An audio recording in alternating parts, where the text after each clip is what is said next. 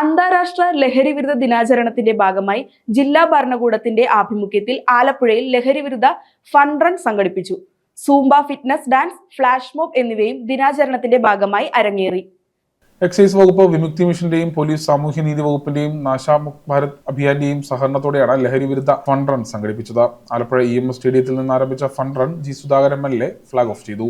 മയക്കുമരുന്ന് വ്യാപനത്തിനും ഉപയോഗത്തിനും അന്താരാഷ്ട്ര മാനങ്ങൾ ഉണ്ടെന്നും ഇക്കാര്യത്തിൽ ശക്തമായ നടപടികൾ ഭരണകൂടങ്ങൾ സ്വീകരിക്കണമെന്നും ജി സുധാകരൻ MLA പറഞ്ഞു. രാഷ്ട്രീയത്തിന്റെ മറപിടിച്ച് ജില്ലയിൽ നടക്കുന്ന മയക്കുമരുന്നുമായി ബന്ധപ്പെട്ട കാര്യങ്ങളിൽ സമഗ്രമായ അന്വേഷണം വേണം.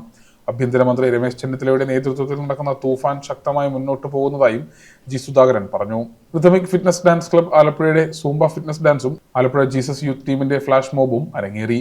ജനപ്രതിനിധികൾ, സാംസ്കാരിക നായകർ, NSS, നെഹ്റു യുവകേന്ദ്ര, SPC, യുവ ആപ്തമിത്ര, സ്കൂൾ കോളേജ് വിദ്യാർത്ഥികൾ, വിമുക്തി മിഷൻ പ്രതിനിധികൾ തുടങ്ങിയവരുടെ സഹകരണത്തോടെ നടത്തിയ ഫൺ റൺ ലിയോ 13 സ്കൂളിൽ സമാപിച്ചു. ജില്ലാ കളക്ടർ ഷാജി വി നായർ, ആലപ്പുഴ നഗരസഭാ ചെയർപേഴ്സൺ മോളി ജേക്കബ്, ജില്ലാ പോലീസ് മേധാവി TK Vishnu Pradeep, deputy excise commissioner KR Ajay തുടങ്ങിയവർ സന്നിഹിതരായി. തൂഫാൻ ഫ്ളാഗ് ഓഫ് അനാവരണം ജില്ലാ കളക്ടർ നിർവഹിച്ചു.